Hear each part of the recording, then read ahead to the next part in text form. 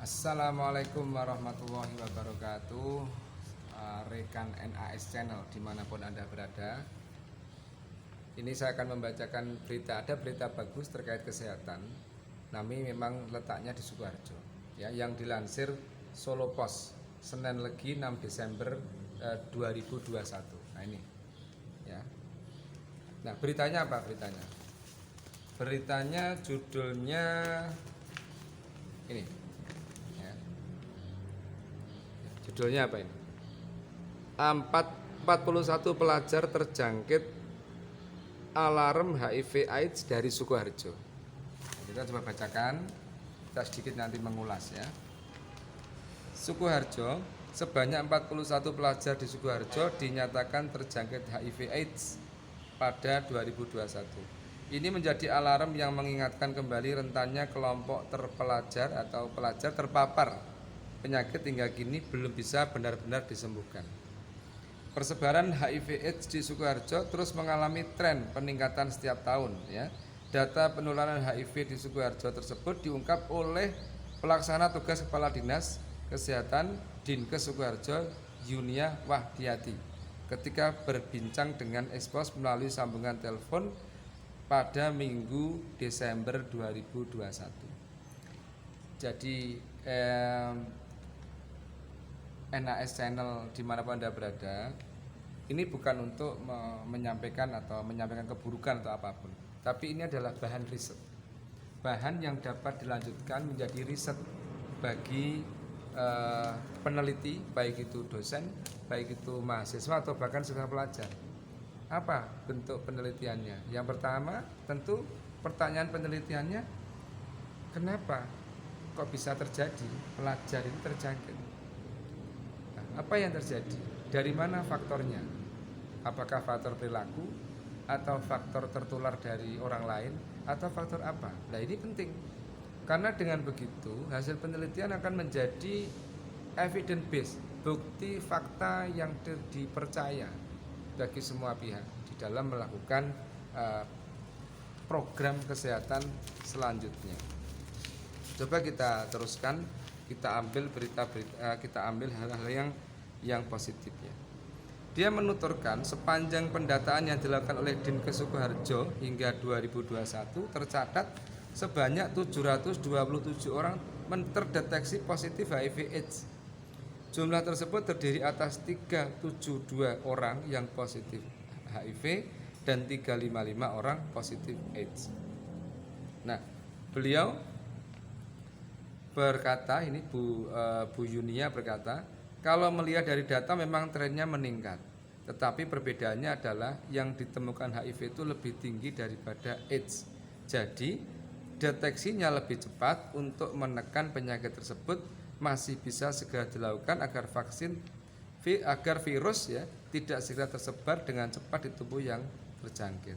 Ini kelebihannya. Jadi melihat angka yang besar seperti ini, jangan kemudian berpikir bahwa ini adalah masalah yang bagaimana gitu ya, negatif, bukan.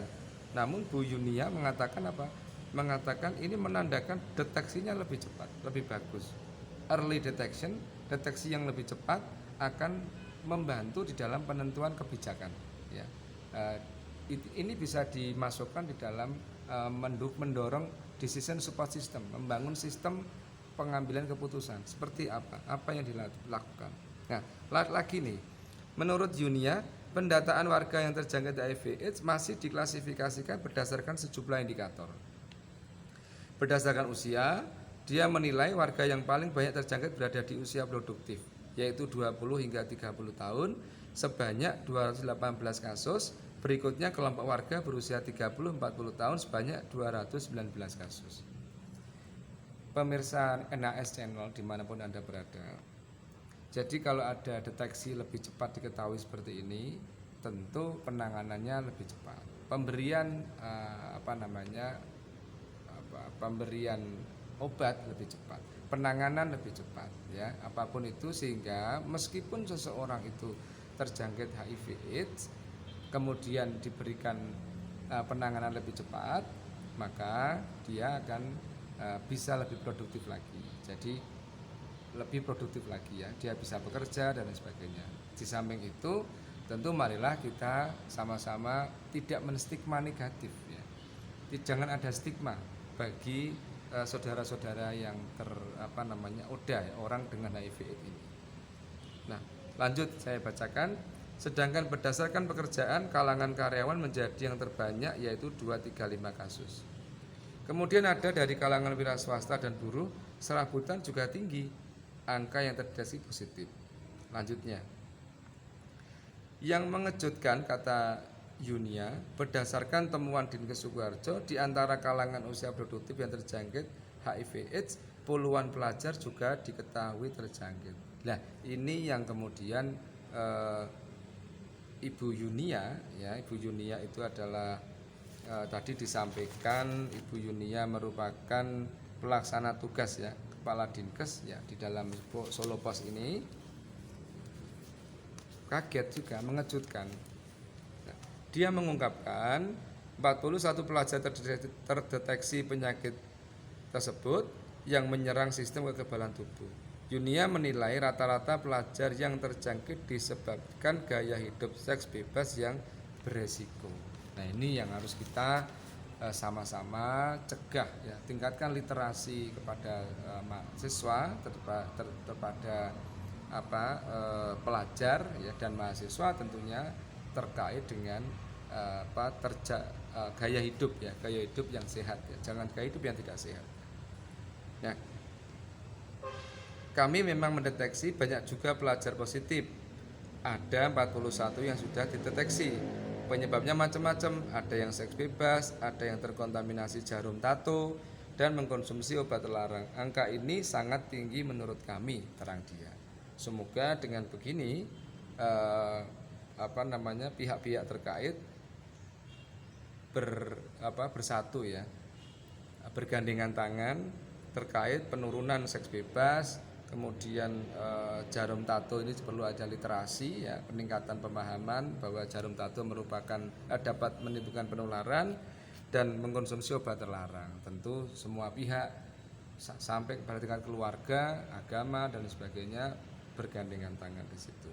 Nah, terpisah Koordinator Yayasan Sahabat Mitra Sebaya Yasema Sukoharjo garis Subandi menilai banyaknya pelajar yang terjangkit HIV/AIDS di Sukoharjo juga dipengaruhi perkembangan teknologi saat ini. Nah, ini harus hati-hati nih ya.